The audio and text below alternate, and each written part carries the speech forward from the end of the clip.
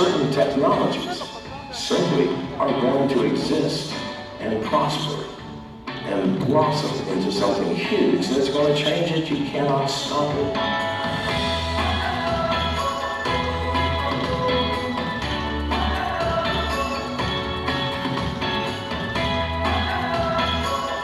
We are all human, and you are your own man.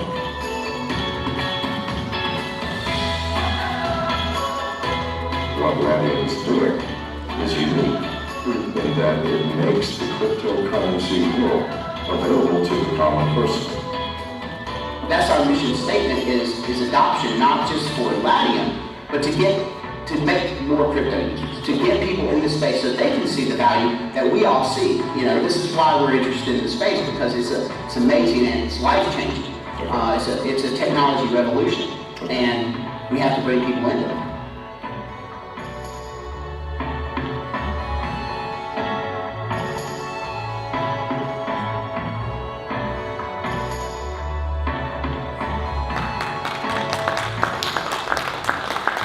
How's everybody doing this morning?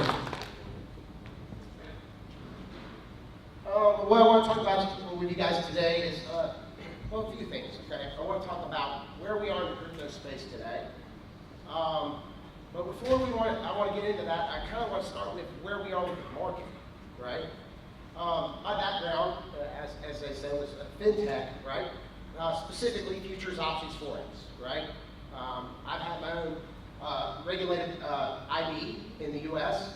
For the last decade, okay? And there's a lot of similarities between the crypto space and the forex industry when it got started in the mid-2000s, okay? And what I want to talk to you about is what that evolution looks like, where we are in that curve, right? Probably everybody's here because they're excited about crypto. They've heard about it. Maybe a friend or family member has told them about the space, right? But there is a lot of lack in this space when you're talking about adoption, you're talking to everyday people, right? You might have heard the word crypto, you might have heard Bitcoin, but I imagine very few people actually know what that means, right? And the reason for that is that we develop for our own communities. We're not developing for the outside world. Okay? So starting off, you know, we're at about $3 billion market cap. At least that's what the CoinMarketCap says today. Okay? First of all, that's a very, very small financial market. And the volatility that we see, these massive moves up and down, 20, 30% movements, those are directly attached to the fact of our size. Okay? They won't stay this way forever. And the cure to that is adoption. And what I mean by that is, as long as there's 1% of the world participating in crypto, expect it to be volatile. It has no option. There's no liquidity, you know? When you look at these brokers' numbers or exchanges and you see that, you know, they're trading $1 billion a day, you know, that's nothing, right? Single companies in the US can trade 50 times that. So we've got to get that volatility out of the market, and I'm advocating the way we do that is through adoption. We have to develop products that everyday people can use. We can't develop things and show presentations that are technical in nature and only talk about blockchain. Nobody cares about how their car drives. They just care that when they hit the gas pedal, it moves, right? So first we have to acknowledge where we are and where we're going. I'm advocating where we are is 1992 in the internet, okay? We have so much farther to go, right? So all these conferences and talks are great. That's where things start. But at some point we need to start branching out and saying, how can we take this technology and make it usable? How can we make this space something everyone wants to get involved in? I truly believe this is the next internet. I believe that. But I also believe that, you know, we're typing in a DOS console, and we need a mouse and a clicker. And that's not something we're going to create tomorrow, but if we don't start working in that direction, we'll never get there, right? Institutional money sits on the sidelines because they see the exact thing I'm talking about. They say, this is awesome. This is going to be the next big thing. But I don't want to invest until I see something that's actually usable. What's the use case for any platform you've seen? Really? B2B? Other blockchain companies? Great. What about the other 99%? Right? The other 99% of the world doesn't care about your blockchain technology. They don't care what it does. But they like the idea of crypto. They've heard about this. They want a way to get involved. They're not going to learn hashes. They're not going to download a 100 gigabyte file to install a wallet. Someone has to branch back. They have to create a bridge from the technology to the user experience. Okay? So that brings me to what is Latium, right? Well, I believe Latium is exactly what I just explained that this industry needs. We are a bridge from the everyday person to the technological geeks that are creating blockchain projects, right? Now, how do we go about doing that, right? It's a big problem, the complexity. How do we take that out? Well, the first thing we did was we had to target something that everyone can do, right? Most people aren't going to, they're not going to learn how to transfer crypto back and forth. They're not going to learn how to plot a chart to buy crypto. They don't even understand these things. Limit orders, stop orders. I mean, coming from a financial background, most people don't understand this, nor should they. They don't care. They just want to be able to get some crypto, right? So Latium at its core is a micro-tasking platform. What we're doing is we're allowing anyone who has production, which I would argue is everyone. You have a job, you create an economy, right? You have value. And so we're giving people the ability to monetize that value and get paid crypto. But beyond that, we're also a wallet, right? We're integrating with multiple blockchains. Right now we support Bitcoin, we support Ethereum, we support OMG, so we can support any ERC20 token. But we're not even advocating that people use those systems. They're expensive, they're slow. We have our own internal transfer mechanism that allows people to transfer to any user within our system, and they do so with just typing in a username, selecting the coin they want to transfer. No wallets, no hashes, no potential of getting scammed, sending to the wrong address. Right? These are major problems in the industry. So the core of what Latium is just simple. It's simple to use. You put in your email address, you sign up, and now you're a crypto holder. Through a simple validation process, you immediately get LATX, which is our own token. You know? And I'm not here trying to sell to anybody on the ICO. We already sold out in January.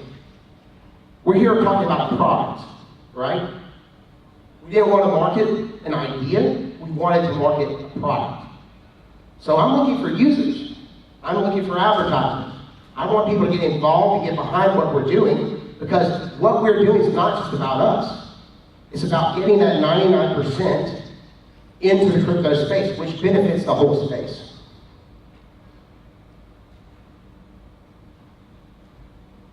So I talked a little bit about a different business approach. Talked about how we've already ICO'd. But I think this industry gets lost in its own hype and its own FOMO a lot. Crypto is no different than every other industry. There's basic business principles that will exist in this industry, and we will find that balance. Right now, there's a lot of hype in the space, but that hype will swing back to true business principles. Well, what are business principles? Integrity, good product. All right?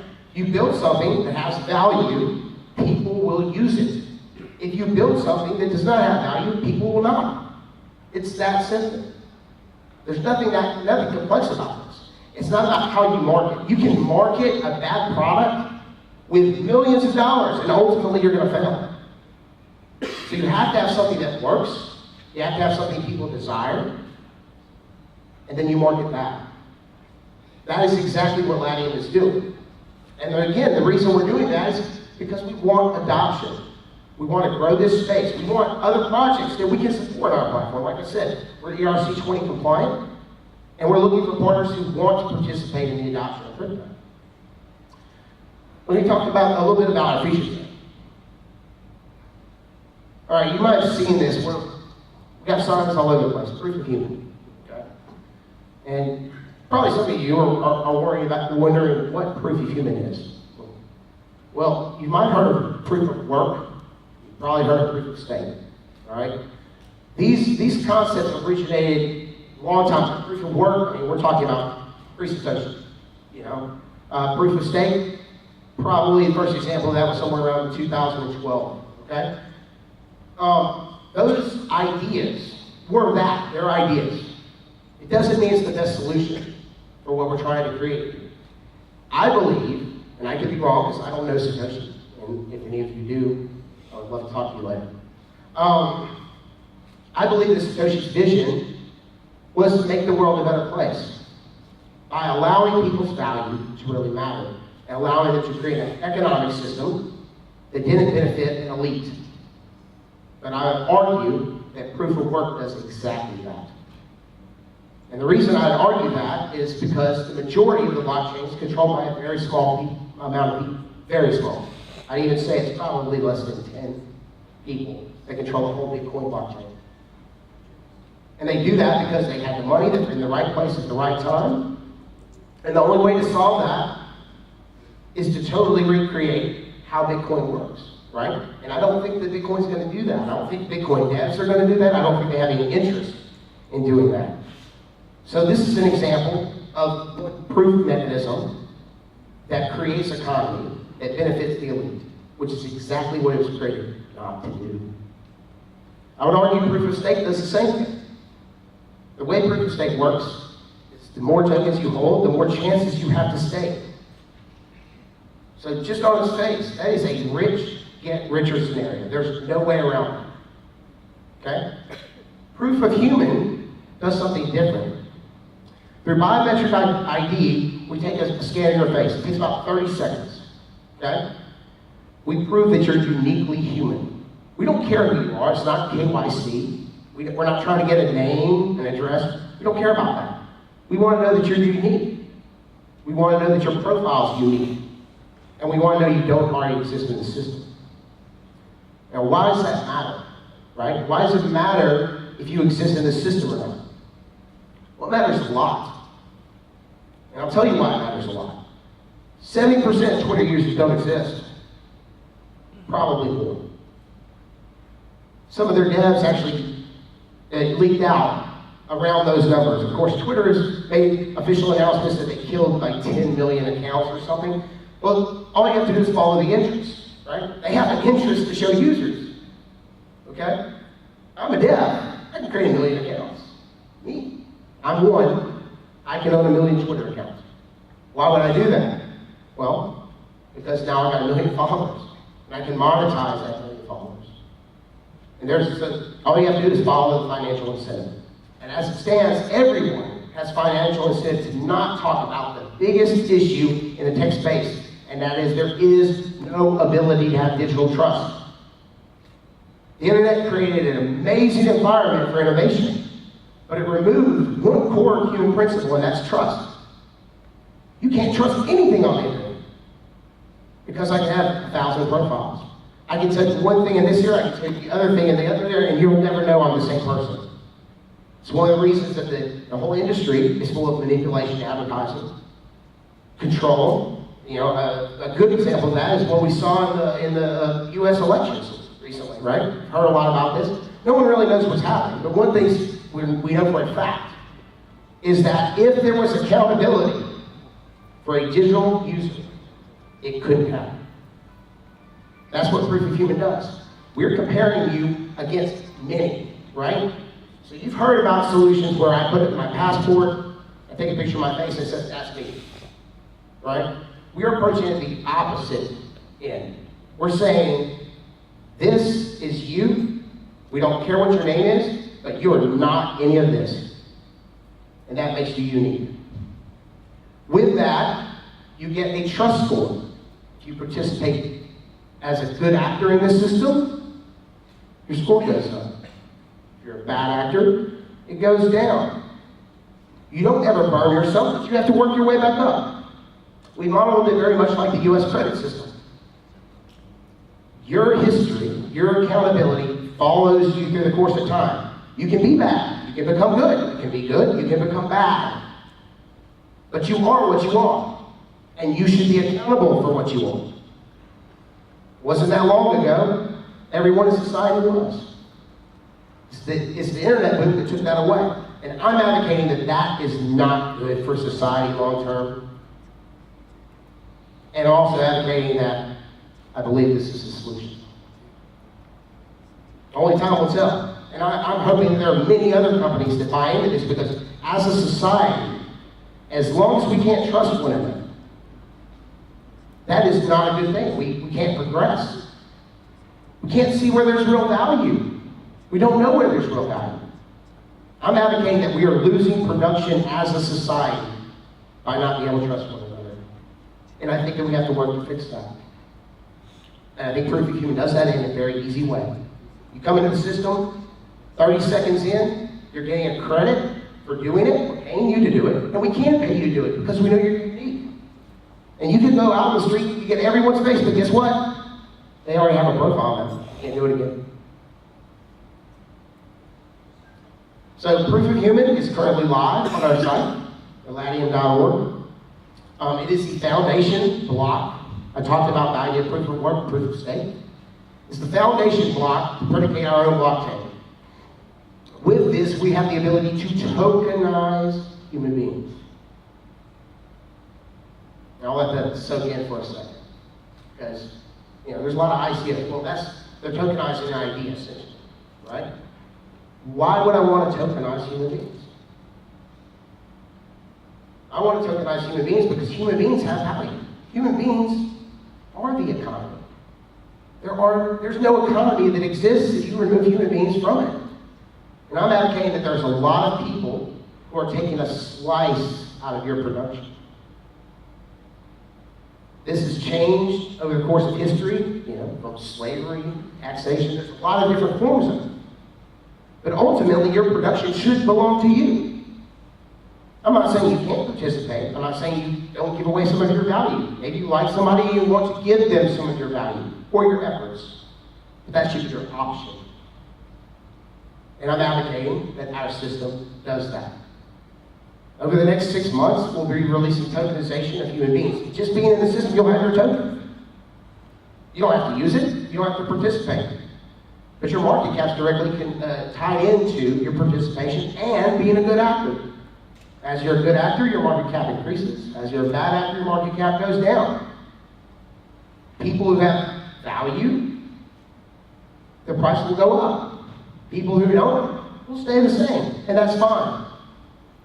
Equal opportunity, but not equal outcomes. Because if we're honest, some people are exceptional, some people are average, and some people are less than average. And we need a system that reflects that. That's fine. You can have a market cap of $1,000. You can have a market cap of $100 billion. Our economy already does this. The only difference is you don't control it. You control a portion. In our system, you control 100% of it. Okay? Guys, I want to thank you for listening to me. If you have any questions, we'll be here all day. I'd love to sit down and talk with you. We could get really technical, but I just felt that it was better to give a general overview of what we're thinking, and we can talk about technicals if you want to come by the booth. Thank you very much.